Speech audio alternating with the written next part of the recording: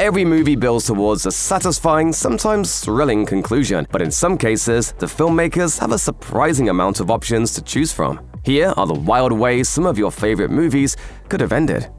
An impromptu dance-off to the song Jump in the Line was an appropriately strange way to end the movie that rocket-launched Tim Burton's directorial career. Beetlejuice ends on a surprisingly positive note, with Lydia and her parents deciding to coexist in the house haunted by its former owners, Barbara and Adam. Meanwhile, Michael Keaton's Beetlejuice is forced to pay his dues by spending the foreseeable future in waiting room purgatory. However, the movie could have easily ended with a much darker spin.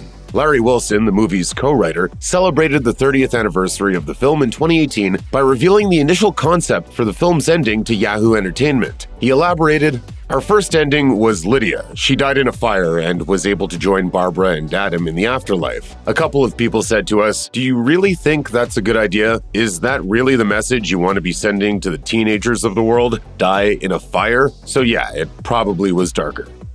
The Rocky franchise is built on the back of an all-American hero who triumphs regardless of the odds stacked against him. Fittingly, Sylvester Stallone has championed his Rocky Balboa character through 8 movies spanning 5 decades. However, it was the franchise's most polarizing film, Rocky V, that could have changed the entire direction of the boxing series. Rocky V ends on the uplifting note of Balboa winning his climactic fight and coming out the hero. But according to The Independent, the original script written by Stallone had the Hollywood tough guy in tears as he intended for his character to die in the climactic street fight. The opportunity to create a thoughtful end for the beloved character was enough to get the original Rocky director John G. Avildsen to reunite with Stallone for the project. Unfortunately, though, the studio had other plans. Avildsen told CBS News, "A couple of weeks into the shooting, I get a call from the head of the studio. They said, 'Oh, by the way, Rocky's not going to die.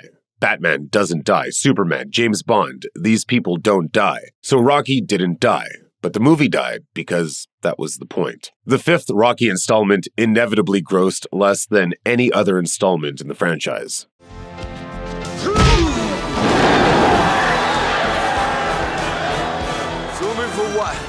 When Eternals was released in 2021, it was a significant shakeup for the Marvel Cinematic Universe. The movie introduced a slew of new super beings involved in a mythology that has implications stretching across the entire franchise. While not every fan was won over by this new team of heroes, their introduction undeniably changed the landscape of the MCU. The theatrical version of Eternals offers a darker conclusion than is standard for Marvel, with the team split on their loyalties to the Celestial Airship. It has since been revealed that the film's director, Chloe Zhao, had a more unified but tonally darker conclusion in mind for the Cosmic Super Squad. She told Empire, "We actually had another ending that is really bleak. It used to end with everybody back on the ship, minds erased, and just going on to another planet, like the Twilight Zone. The final twist reportedly went too dark for test audiences." Zhao went on, "I remember when it goes to black, everyone was like, I don't know what to do.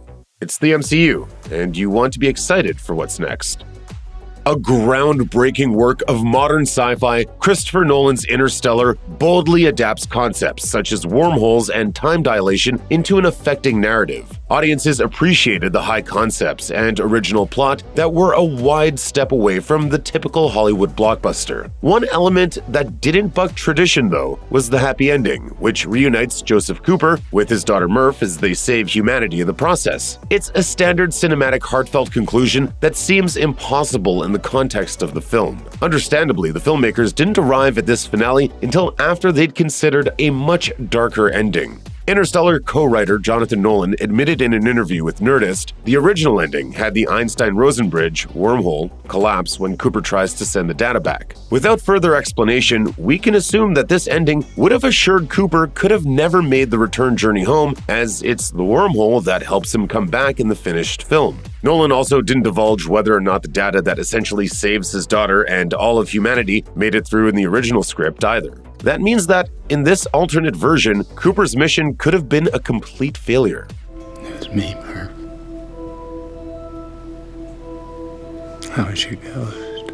James Gunn's vision for Guardians of the Galaxy was a welcome injection of colorful humor in a modern science fiction landscape that has so often doubled down on grim seriousness. The first Guardians movie brings a ragtag group of criminals together in a battle to protect the cosmos. Despite some family drama and high stakes, the movie is an optimistic romp through a bright universe. Still though, Gunn was tempted to end the beloved Marvel feature on a gloomy note that may have left viewers feeling less positive when they left theaters in 2014. The finished film concludes with a montage of characters living out the conclusions of their individual arcs. However, Gunn has since revealed that 3 moments were shot that didn't make the final montage, including scenes with the Collector and Nebula. Most notably, one featured Peter Quill's Earthbound grandfather in a bit that could have brought down an otherwise optimistic feature. Gunn said at a press event, he has this photograph of Meredith, Quill's mother, and Peter as a little boy, and he looks up at the stars, and we go up to the stars, and it was really sweet. It means that he must have seen Quill getting abducted at the end of that day and is still waiting for him to return. But it was freaking sad, so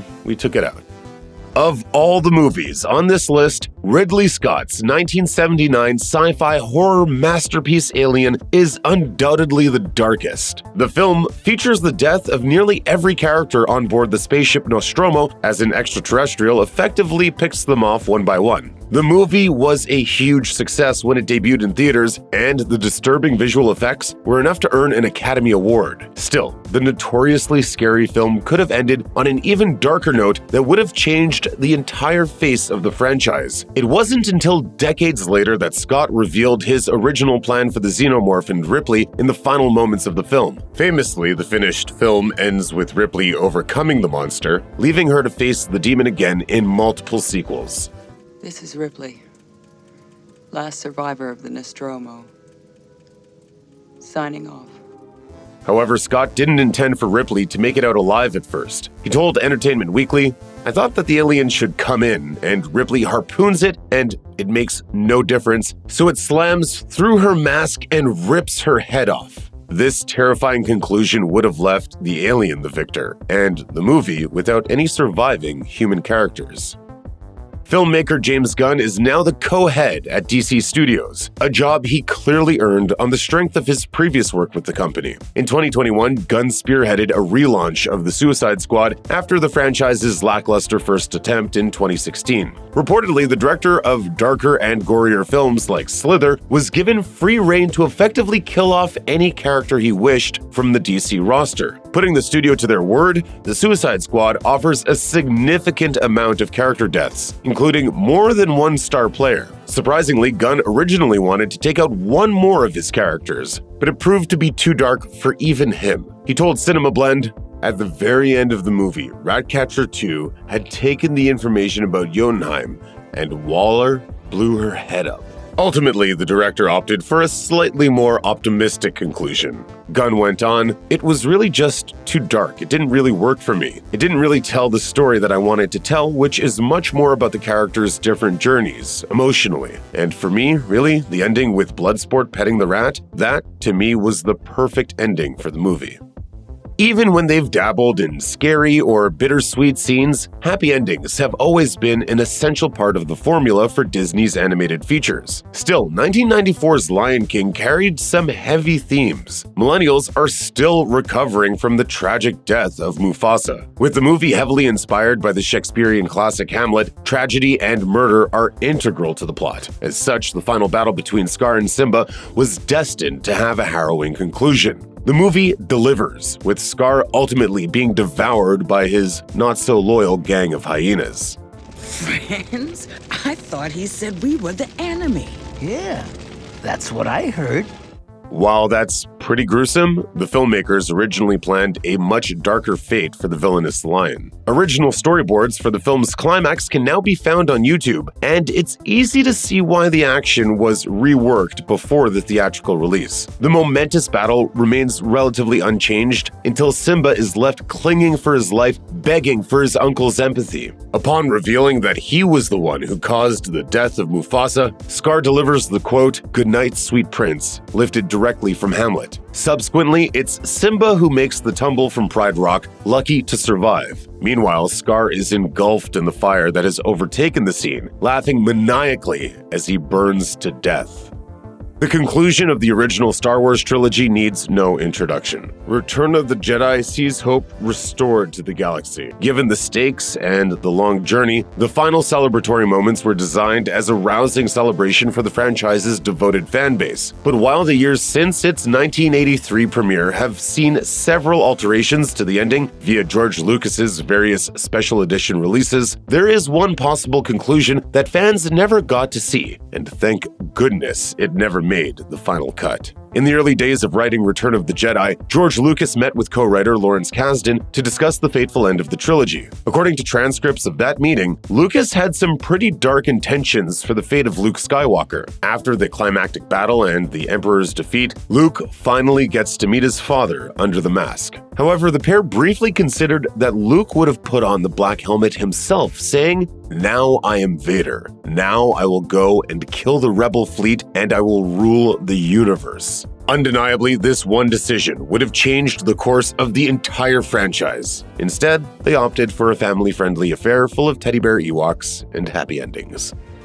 A quintessential 80s family film, Steven Spielberg's E.T. the Extra Terrestrial tells the story of Elliot, a little boy who befriends an alien creature stranded on Earth. While Elliot struggles to keep his alien friend a secret, E.T. searches for a way to return home, eventually building a communicator that draws his people to Earth. In the heartstring-pulling finale, E.T. is rescued from government agents with just enough time to say a tearful goodbye to Elliot. But in 2017, actor Robert McNaughton, who played Elliot's brother, talked about another secret ending. He told Yahoo, "The last scene was going to be all of us playing Dungeons and Dragons again, except this time Elliot's the dungeon master, and then they would pan up to the roof and you'd see the communicator and it's still working." In other words, Elliot is still in touch with E.T. According to McNaughton, Spielberg and company eventually agreed that Elliot's farewell as he watches the spaceship depart was too powerful a moment to not be the ending. Whether the alternate ending was developed as sequel bait or just to give audiences a sense that the friendship between Elliot and E.T. wasn't over, the ending we got remains one of the most iconic moments in 80s cinema.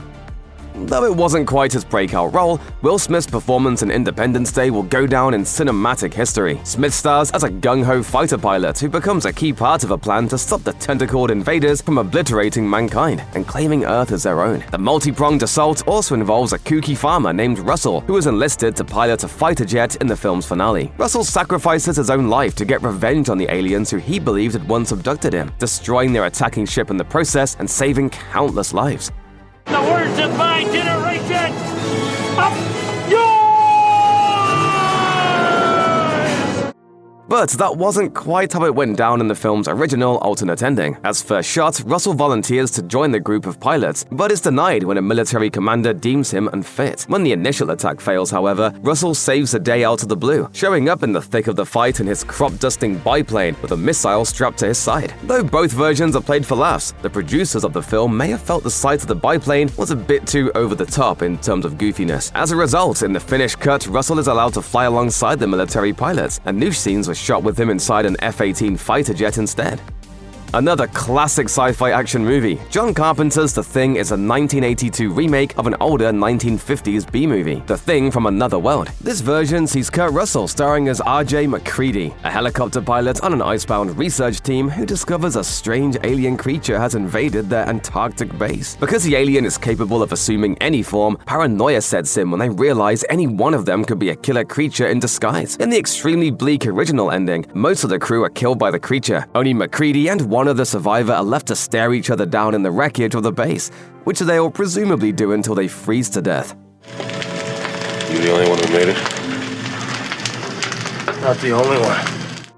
Audiences are left to wonder if one of them was the alien, and led to believe that the characters will both die regardless. But there was another, unseen ending that was quite different, and would have changed everything. In 2019, Den of Geek explored the deleted and alternate scenes known to exist for The Thing, including an extended ending which saw MacReady rescued and brought to another research station to recover. There, his blood is tested, proving he's human and not an alien imposter, ending the story on something of a positive note. Considering that the film's dreary and certain final scene is one of its signature moments, it seems Carpenter made the right call to go with the downbeat ending.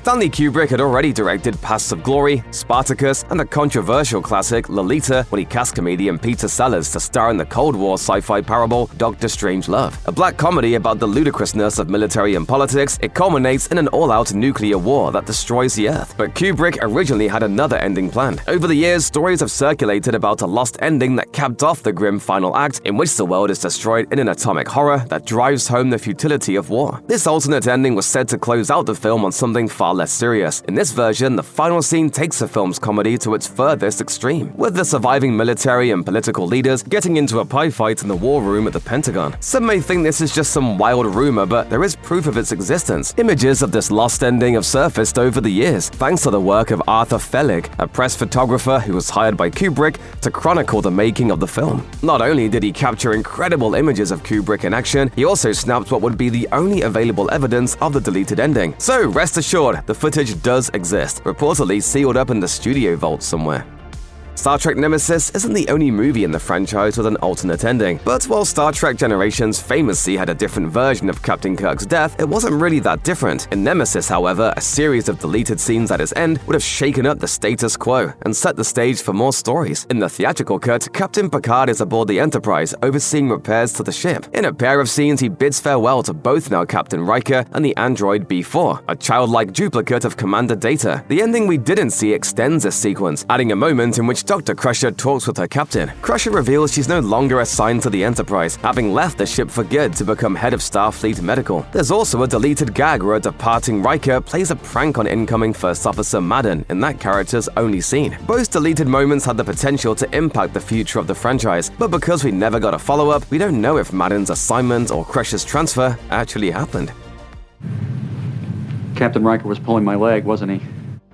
In 2002, Trainspotting director Danny Boyle revived the zombie genre, which had been thought long dead by many, at least in the mainstream. He did it by flipping the idea on its head and mixing it with post-apocalyptic sci-fi, kicking off the zombie craze in movies and TV that continues today. The story centers on Jim, a bicycle courier who awakens from a coma to find Britain engulfed in a deadly plague that has turned unwitting victims into mindless flesh-eaters. The theatrical ending sees Jim escape the clutches of a group of power-hungry survivors, and the zombies dying of apparent starvation. It's implied that he will be rescued, closing out the story on a hopeful note. When the movie came to DVD, however, it revealed multiple additional endings. In the first, which was fully filmed, Jim succumbs to a gunshot wound and dies at the close of the story. In an audio commentary for the sequence, writer Alex Garland described this ending as somatic closure. He ends up back in the hospital where it started. It goes full circle. It ends as it begins. In the second secret ending, which was only storyboarded, Jim sacrifices himself to save Frank, who has become infected with the virus. But another more radical conclusion described in a report by Newsweek makes a shocking reveal that the entire movie was a dream. A wild mix of fantasy, sci-fi, and horror, Army of Darkness was the third Evil Dead film from director Sam Raimi. This time, the story's hero, Ash Williams, is hurtled back in time to the Middle Ages. After a zany adventure, Ash manages to get the help of a wizard who can cast a spell that puts him into a magical sleep until the 20th century. Once there, he tells his story to a fellow employee at the store where he works, and the film is capped off with a surprise attack from an evil Deadite. But we only get that ending because the studio hated Raimi's original idea. In Raimi's first ending to the film, Ash makes a minor mistake in the wizard spell and sleeps for a bit too long. Instead of awakening in the 1990s, Ash finds himself in a distant post-apocalyptic future where the world had been destroyed and he is seemingly the only one left alive. Studio execs weren't exactly pleased with the director's original vision for such a depressing ending and asked him to come up with something a little more fun. Name's Ash. Housewares. Decades later, in the finale of the TV sequel Ash vs. the Evil Dead, Raimi finally got to use this ending, with a fun twist that teased a bizarre future. Jordan Peele's Get Out was immediately hailed as a new sci-fi horror classic, and wholly unexpected from a first-time director more known for his off-the-wall comedy. Social allegory wrapped in sci-fi, the film follows a young black man named Chris who makes a horrifying discovery about his girlfriend's family. The film ends with Chris surviving a violent encounter that leaves the family dead. A cop car shows up, and audiences would have been forgiven for expecting a tragic shootout given the social climate. Chris's friend Rod of the TSA steps out, and all is well. But in an interview with Vulture, Peele revealed that it initially designed a far more sinister fate for Chris when he first dreamt it up, one that was more along the lines of what viewers may have predicted. Peele acknowledged, "We tested the movie with the original sad truth ending where, when the cop shows up, it's an actual cop and Chris goes to jail. The audience was absolutely loving it, and then it was like we punched everybody in the gut." Considering the state of the world, Peele reconsidered, wanting to give audiences a little hope in dark times. He explained, "We weren't in the Obama era. We were in this new world where all the racism crept out from under the rocks again. It was always an ending that we debated back and forth, so we decided to go back and shoot the pieces for the other ending where Chris wins." If you thought The Thing ended on a down note, it doesn't hold a candle to the final act of The Mist from director Frank Darabont. At the climax of the film, with the monster-filled mist engulfing them and death seemingly assured, David gives up all hope and decides to use his last 4 bullets to kill the remaining survivors, including his son Billy, to spare them a more horrific fate. But just after he does, the mist clears and the military arrives to save him, leaving him with the heartbreaking realization that he's killed his son for nothing. Believe it or not though, there was almost an even more gut-wrenching ending. In another version of the final scene, things play out mostly the same way, but are told from a different point of view that somehow cuts even deeper. As producer Denise Huth told Slash Film in 2022, "There was one that I swear to God was even worse. It was you ended on Billy waking up and saying, 'Daddy,' and then it cuts to black and you hear a gunshot, and it was so awful, it was just so much worse." Whether it was because the scene was more emotionally affecting than they wanted, or because someone simply felt it played better from David's viewpoint, the scene as told from Billy's perspective was dropped. Ridley Scott may have allowed Ellen Ripley to live in his finished version of Alien, but that didn't stop director David Fincher from killing her off in Alien 3. Fast forward a few years and Alien Resurrection brought back Sigourney Weaver as a genetic clone of the original Ripley, cooked with xenomorph DNA to create the perfect hybrid. The movie also brought the franchise to Earth for the first time, with the planet imperiled by the threat of a xenomorph invasion. But as nonsensical as the movie's plot was, its original alternate ending was perhaps even more mystifying. The film's writer, future Avenger scribe Joss Whedon, was dead set on the film actually taking the action to Earth. As he told In Focus in 2005, "Unfortunately, due to complications during filming that saw the story heavily rewritten more than once, the final battle with the alien takes place on a starship, and the film never actually shows the Earth of the far future. In a deleted sequence originally planned to end the movie, however, it did." Recalling shades of Raimi's alternate Army of Darkness ending, Ripley and the android Annalee Cool land their ship on Earth to find it a post-apocalyptic wasteland. Ultimately, though, the filmmakers chose not to use this ending. According to Whedon, the reason was that the filmmakers just didn't feel it necessary to set foot on Earth. In Edge of Tomorrow, Tom Cruise plays Major Bill Cage, a soldier who has never seen action and works in PR. However, he's quickly thrust into combat, where he dies minutes into his first battle. That's not the end of him, though. Every time he dies, he respawns and lives the day over. It turns out this is a result of exposure to alien blood, allowing him to reset the day every time he dies, and he's able to adjust his battle tactics accordingly. Straight shot. Up the hill. After receiving a blood transfusion, he loses his ability to respawn and gets seriously wounded, but not before dropping some grenades on the big alien boss, known as the Omega, in the final battle to blow it up. Conveniently, he absorbs its blood and manages to reset the day one more time so that everything begins anew. His comrades are back to life, and the Omega remains dead. Some fans thought that Cage should have stayed dead as a noble sacrifice, but Cruise and his favorite screenwriter, Christopher McQuarrie, disagreed. McQuarrie considered a twist where the Omega discovers the plan to kill it, but ultimately felt that would exhaust audiences, and that only a happy ending would work. In 2005's The Descent, traumatized Sarah loses her husband and daughter in a car accident following a whitewater rafting trip. And a year later, she reunites with her friends who are on that same trip to explore some caves. Unfortunately for them, monstrous humanoid creatures that evolved underground fill the caves. In the American theatrical release, Sarah finds an opening, escapes to the surface, and drives away in her truck. And we get one last jump scare when she sees a ghostly vision of her former friend Juno. The original UK ending goes on 1 minute longer and reveals the escape was all in Sarah's head. As she dies, she hallucinates her daughter and a birthday cake, the candles of which are actually her torch flickering out. Director Neil Marshall agreed to the cut if Lionsgate would guarantee a wider theatrical release, which they did. In his mind, the US ending is more horrific, as he told Vulture, "Psychologically, she's screwed. All her family and friends are gone in the most horrendous fashion, some killed by her hand. She survives, but she's clearly out of her mind with fear and madness." Richard Matheson's 1954 novel I Am Legend has spawned 3 major movie adaptations, and in all of them, including the book, the main character dies. In the theatrical cut of the 2007 version, Will Smith's character, Robert Neville, manages to hand off the cure for the vampirish creatures he's been battling to an immune woman named Anna. He then seals her out of his lab as the monsters attack and detonates a grenade, killing the attackers and himself. That ending preserved the man vs. monsters theme, but an alternate ending preserved Smith through a potential sequel and added complexity to his adversaries. Test audiences didn't like it as much, but it involved Neville realizing that Alpha Darkseeker was only trying to protect its mate. In a unique bit of retconning, the sequel currently in production plans to ignore the theatrical ending and treat the alternate version as canon, mainly so that Smith can return. Superman and Superman 2 began production as one large two-part movie. As the budget ballooned and tensions between director Richard Donner and producers Alexander and Ilya Salkind soured, the father and son pushed pause on the sequel to get the first out by Christmas, reasoning that if the first were a failure, they could cut their losses. With the sequel not guaranteed, Donner retooled the climax that was already filmed for the second, in which Superman flies backward in time to reverse the damage done to Earth, and made it the ending of the first film instead. The original intent was for Superman to stop the missile headed for California and hurl it into space, where it would break open the Phantom Zone and free the Kryptonian criminals shown at the film's beginning. The Salkinds, however, fired Donner and replaced him with Richard Lester, who had previously been a go-between when Donner and the producers wouldn't deal with each other. In Lester's version, Superman mitigates but can't undo the damage done by the villains, and he gives Lois amnesia with a magic hypnotic kiss.